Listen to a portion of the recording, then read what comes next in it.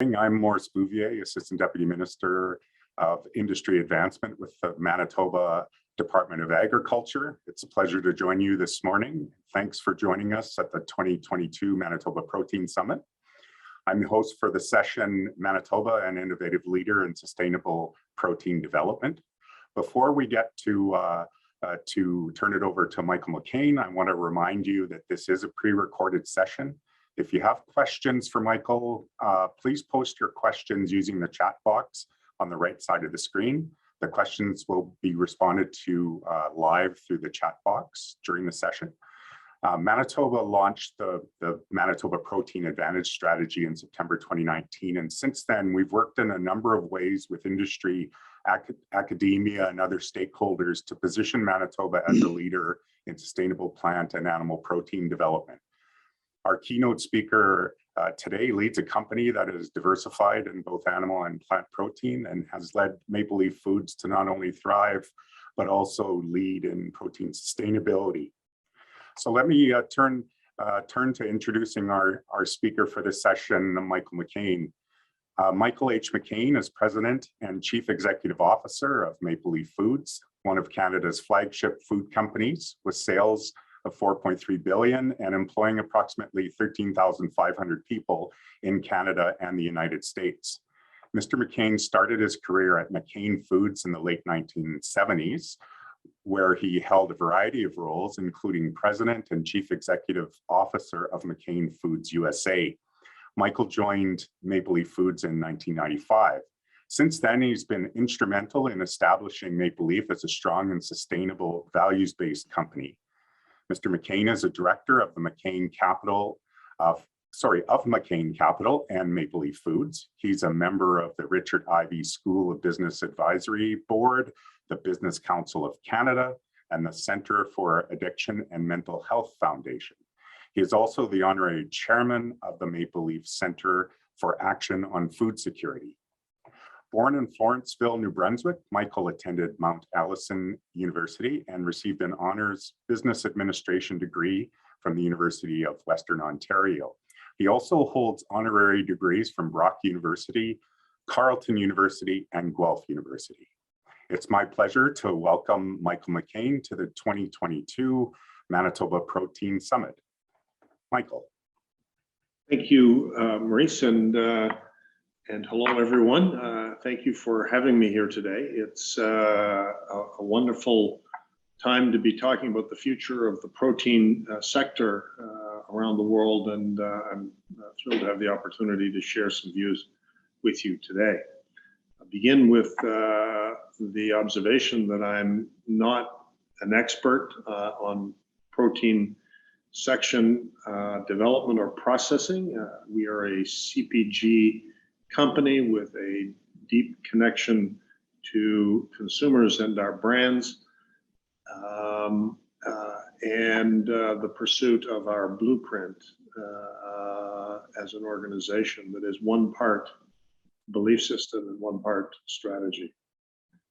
I was invited here today, I believe, to share with you that Maple Leaf Foods journey, and hopefully that will be informative to a number of you. Let me start with the Maple Leaf organization and our business philosophy that underpins our strategies.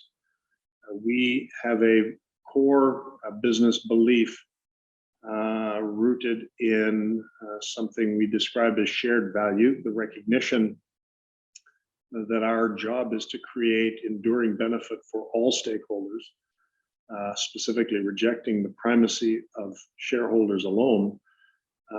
And it's a long-term view that incorporates as a critical stakeholder the environment itself. We've translated this belief system into our very purposeful journey. We describe it as raising the good in food, and a vision statement that is both bold as well as inspiring, which is to become the most sustainable protein company on earth. Important to recognize that food plays a major role in the climate crisis that we face.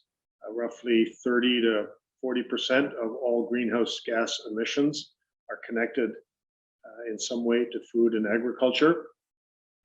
And we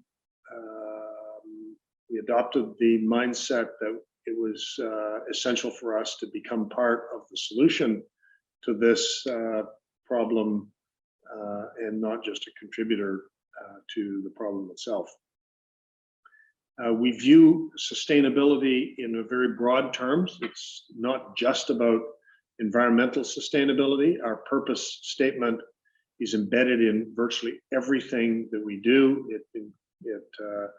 It covers the food that we make, our care for the animals in our stewardship, the strengthening of the communities that we operate in and how we give back to those communities, our people strategy and the environment inside Maple Leaf, and also financial sustainability, building brands and expanding our geography as an organization. All companies need to play a role in the climate crisis to survive and thrive in the future, we believe. And the protein sector is no exception to this. Maple Leaf was the first large-scale food company in the world, and I'm incredibly proud of this observation, to become in 2019 carbon neutral now, not in the future, but now as we speak.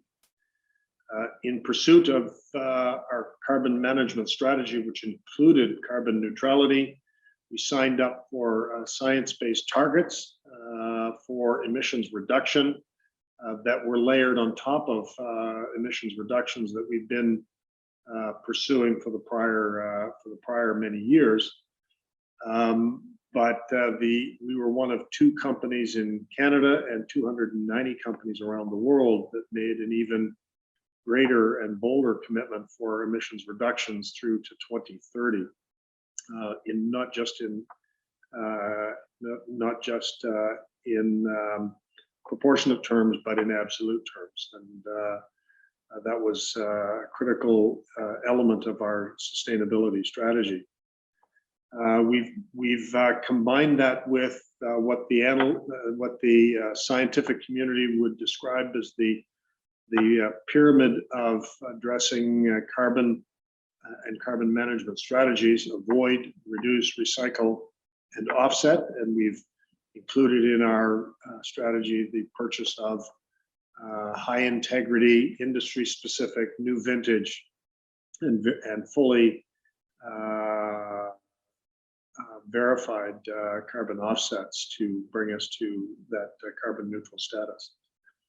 We do believe that all companies should be following that lead to move to a net zero position. I think the latest survey that I've seen had 22% of companies making net zero commitments, and a further 29% working towards that commitment. But most of those commitments are through 2040 and beyond, with no solid plans to achieve it. And we believe that the climate crisis does reflect more urgency than that would imply. We are at Maple Leaf working towards the most significant environmental challenges we face with a very strategic lens. The 2 biggest sources of our emissions happen to be in the field and in the animal protein byproduct of manure, and most of them are centered in Manitoba. The 2 technologies that we believe are game changers for our footprint over the course of the next 10 years, in fact, have the potential to pivot us from being a significant source of the problem to being one of the most significant sources of solution, are, in the first instance, a commitment to regenerative agriculture, and secondly, the work that we're doing in pursuit of anaerobic digestion. I would say that in this journey, collaboration amongst all of the industry participants is essential. A study done by the Edelman Group called the Edelman Trust Barometer pointed out recently that no single type of institution is fully trusted when it comes to climate change action, but together all of the actors can participate in creating very powerful momentum.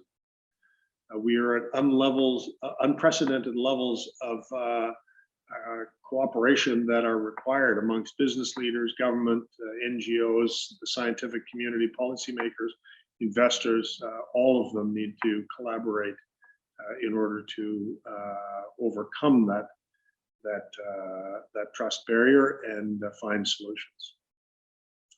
I believe that the Manitoba industry is uniquely positioned in the world to become leaders in this space. We are already leaders in the protein sector, but differentiating our supply chains around sustainability and a carbon neutral now position would, I think, enhance that role globally. We have the capacity in Manitoba and certainly in all of Canada to win on that platform. We also have a responsibility to bring consumers along with us. As a CPG company, we're acutely aware of the fact that consumers believe today that climate is an issue and is getting worse, but we also know that they are taking very little personal action as it relates to that. And only a consistent message by industry of the necessity for definitive action by all of the stakeholders, including consumers themselves, embraced across the industry and consumers, will switch their perspectives and their attitudes. We believe that in pursuit of more sustainable solutions, consumers are demanding more choice. Many of the eco-friendly products today are positioned negatively, and we need to transition that into kind of a positive reason to support for consumers, rooted in the most sustainable option.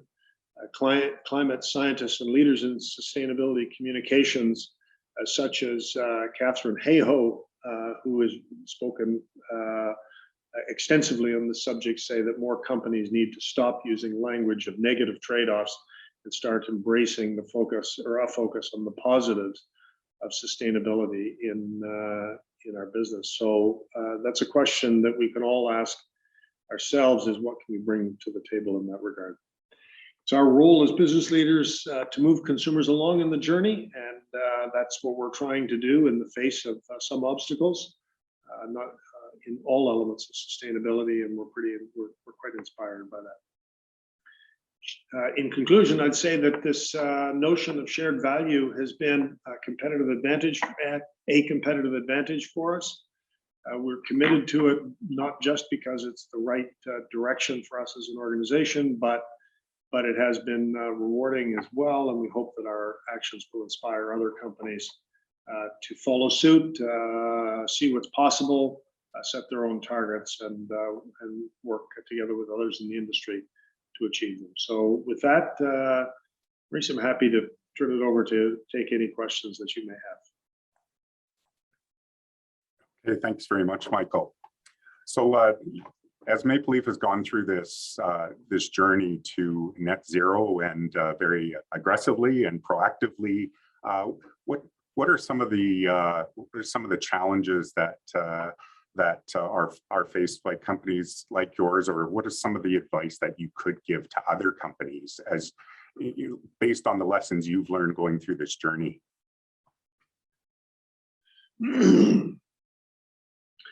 I think the most important perspective here is to adopt a long-term lens. If we continue to be mostly responsive to short-termism, we would never take action that's in the best interest of future generations like this. So, keeping an eye on the prize with a long-term lens is probably the number one obstacle to overcome. And with that long-term lens, I think anything is possible. Certainly aligning stakeholders is important. It's depending on your shareholder base and what they believe in. The community inside the organization, whether it's employees or peer leadership, depending on what those obstacles present. But alignment of all those stakeholders in the direction of the organization, I think, is both an obstacle and an opportunity. And recognizing that that these paths of shared value creation are not a path of either or, but a path of and taking the time and the energy to find and solutions, not or solutions. How do we benefit our shareholders and do the right thing for the environment? How do we benefit our people and operate a more profitable organization? That, the challenges of finding the trade-offs between and or solutions has always been something that is challenging for management. But I'd encourage people to get their head around taking the time and focus and energy to find the end solutions. You talked to Michael about really about your supply chain or your value chain and alignment, within that chain and within your company. Just wondering what your thoughts are and advice is to help align those different players in the chain, to ensure that that each is getting both benefits but also contributing to the goal of net zero or sustainability. I think communication is king in that race, and just communicating the why is really, really important. Collaboration is really essential to those outcomes. So, a combination of explaining the why behind our strategic direction and then collaborating towards solutions typically ends up in the alignment of stakeholders. Ultimately, it's hard to say perfect alignment is achievable. It rarely is, but I think you can, through great communications of addressing the why and a collaborative attitude, find a way to align the majority or a sufficient majority of the stakeholders around that direction. In my view, the why is pretty clear. The viability of a planet that today is on fire, which bluntly won't affect many of us directly, but will reflect our children and grandchildren in an existential way. I think is probably all that we need to understand. Building on something you said earlier, Michael, about really that consistent message from industry to the consumers about the importance of the issue and about the sustainability of the products that are being produced. How do you message that as on an industry basis to the consumers, or is it really a combination of pieces of the industry, just making sure they have consistent messaging and are providing that in a consistent and a timely way? Yeah, it's a great question, and I don't know that we fully have the answers in terms of what are the best communication pathways here. I do know that when we took the decision in 2019 to become carbon neutral, I had an influx of my marketing professionals describing to me that, well, in fact, consumers don't really care enough to be motivated by this. So, why should we be doing this and attaching this to our brands if it isn't a central motivator for purchase by consumers? And our ultimate conclusion is we needed to do it, notwithstanding that observation, because it was the right thing to do. And our job was to look beyond the kind of the short-term consumer attitudes, as Wayne Gretzky would say, go where the puck is going, not where it is. I think one of the challenges of that consumers have had in the industry and government's communication is not really fully digesting the magnitude of the problem in terms that are important to them. As I said, most of us are, our life tomorrow is not going to be that different with or without a climate or carbon management strategy in place. But the lives of our grandchildren will be, right, will be very different. And doing a better job to demonstrate that with a consistency, by government and industry and NGOs and all the other stakeholders is, I think, important. Some of the professionals in this space have also suggested that migrating the message from negative, aka do this or your backyard's going to burn up,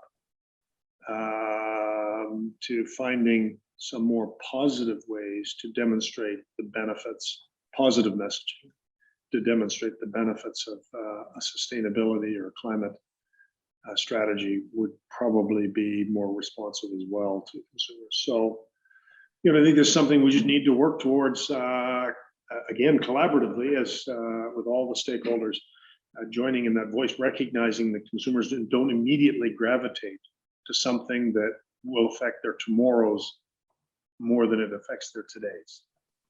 And that's something that we should be, finding, ways to do a better job of messaging that.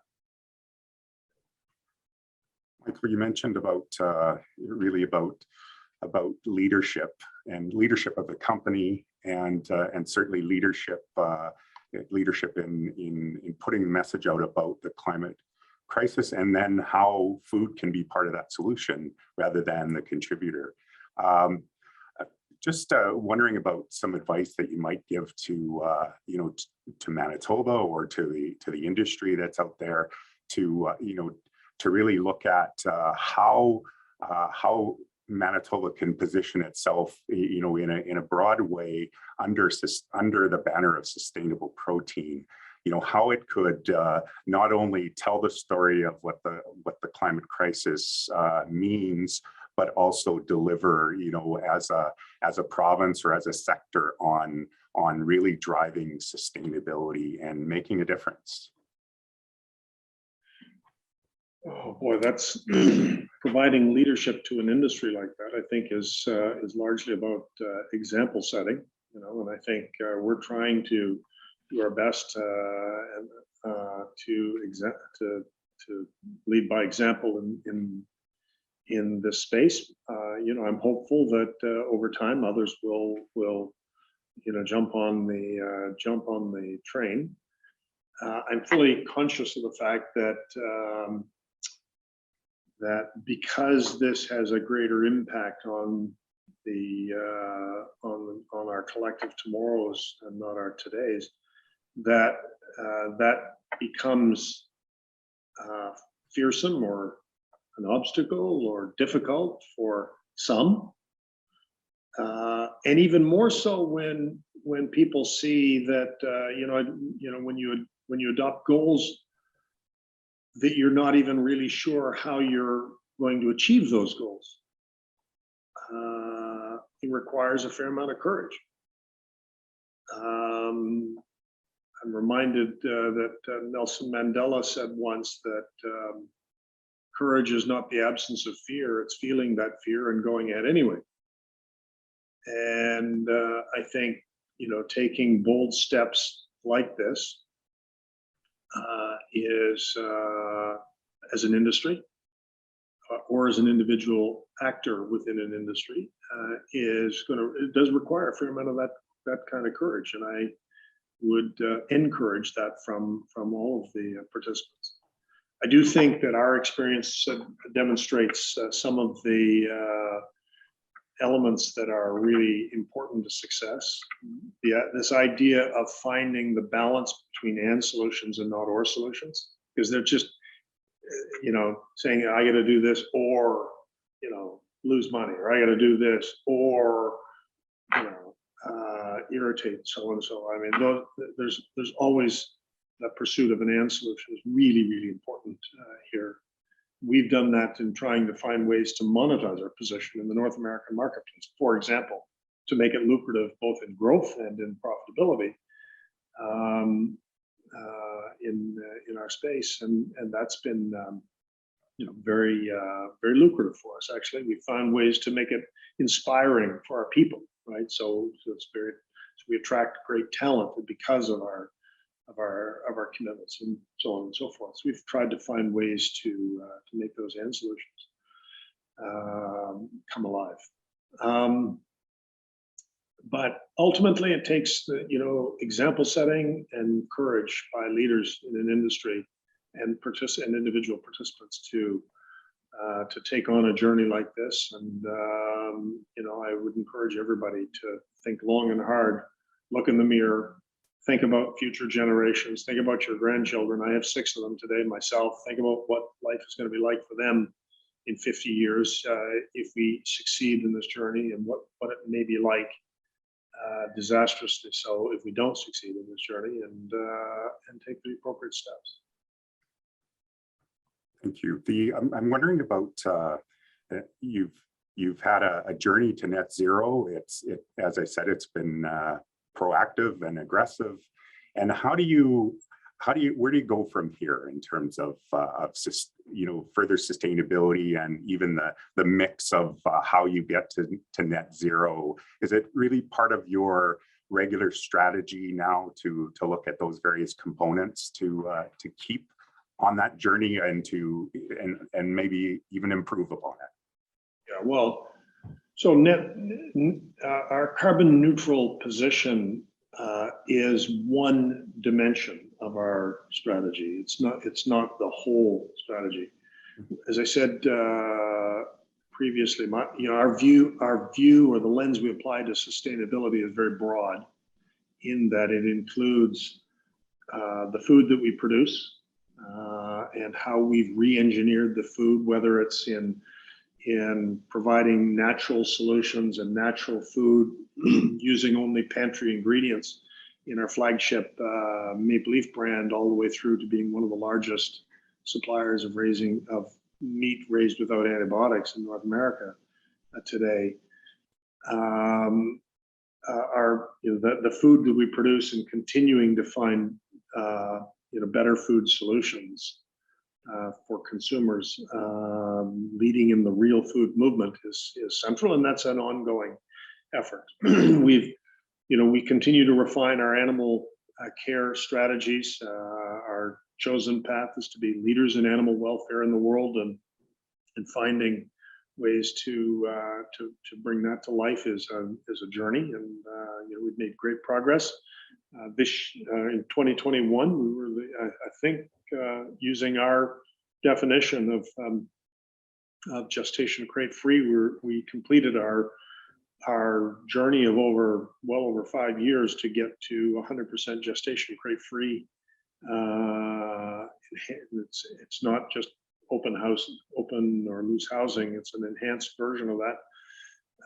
And we're now 100% converted. But we're continuing to find better ways to enhance animal welfare. We've adopted a community goal around food security that Maple Leaf is investing significantly in. We've put over $10 million of commitments into the Center for Action on Food Security. We're now leading towards a goal of reducing food insecurity in Canada by 50% by 2030, and that's again an element of sustainability as an organization, that it creates enduring value for the community stakeholders, not just the environment.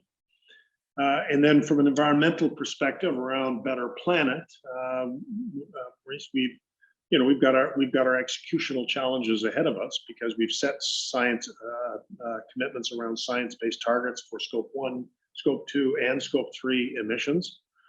I mentioned the technologies that we think will be the key drivers of getting us there. One is regen agriculture, and the other is anaerobic digestion. But there's a lot of gaps technologically and executionally that need to be closed in order to complete that journey.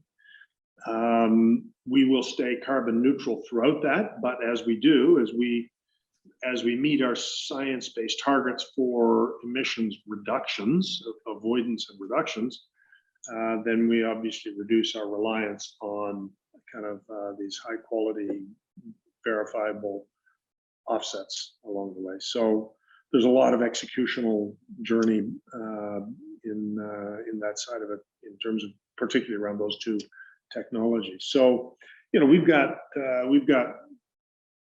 decades of challenge and continuous improvement and execution ahead of us.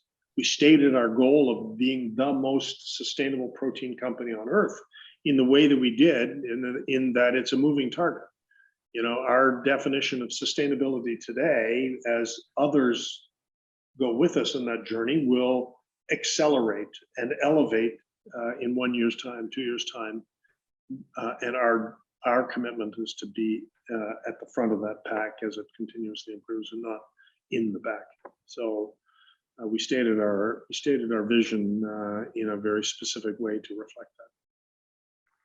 And I think we have time for one more question, Michael. And you've talked about this quite a bit, and so I don't want to be too repetitive, but you've talked about verifying or validating, you know, the metrics, and I think that's an area that you know, our protein industry in Manitoba, we talk about regularly about how do we become, you know, most sustainable, and how do we measure that, and you know, and how valid are those measures? And so, do you have any advice from you know, from your company's perspective on you know, on how we get to getting the right measures, and again, having valid measures that aren't just you know, aren't marketing, but have real value to the sustainability journey?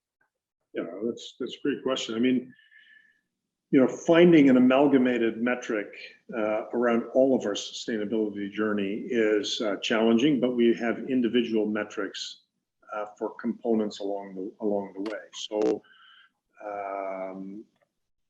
you know, the metrics around the food that we produce, you know, show up in terms of the proportion of our food, for example, raised without antibiotics, which is super important. I mean, to humanity, antibiotic use is, you know, in the world is over 80 or 85% goes to livestock, and excessive antibiotic use and antibiotic resistance is one of the top 10 threats to humanity. And so that's a really important one. And our metric is the percentage of meat that we sell that is sustainable, if you will.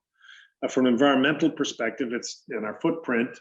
We set a goal. We have two major ones. The first, obviously, is our carbon neutral position. That one's really easy to put a metric around. I mean, we know exactly what our emissions footprint is. You know, we generate just under 400,000 tons of Scope 1 and Scope 2 emissions. It goes from our supply chain into the atmosphere each and every year, and our job is to avoid, reduce, recycle, and offset that to zero.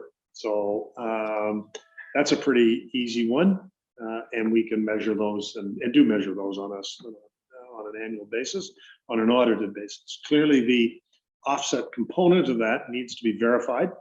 We use third-party organizations that provide very high-quality, verifiable, industry-specific, new vintage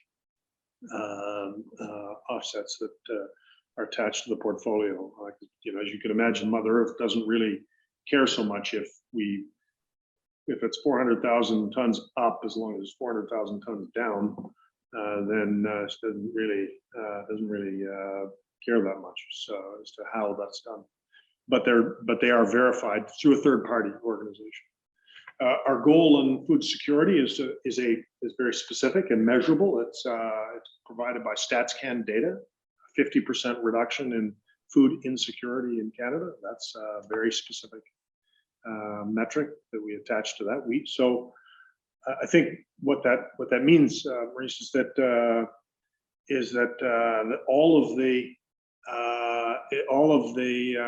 sustainability dimensions are measured with metrics attached to each one of them, but it's hard to amalgamate them into one, that covers all of it. So I don't know if that answers your question or not, but that's how we've approached it. Thanks, Michael. On behalf of everybody that's participating in the Manitoba Protein Summit here in 2022, I want to thank you for sharing your company's journey, your thoughts on sustainable protein and how to really raise the bar on the industry as a whole in really being part of that solution to our climate crisis and positioning our society and our earth for our grandchildren. So thanks very much for sharing the time here with us, Michael, and I really appreciate it. Okay, thank you. Thank you for having me. It's a super important topic, and I think we all need to engage in it. And I really appreciate the opportunity to continue in that discussion.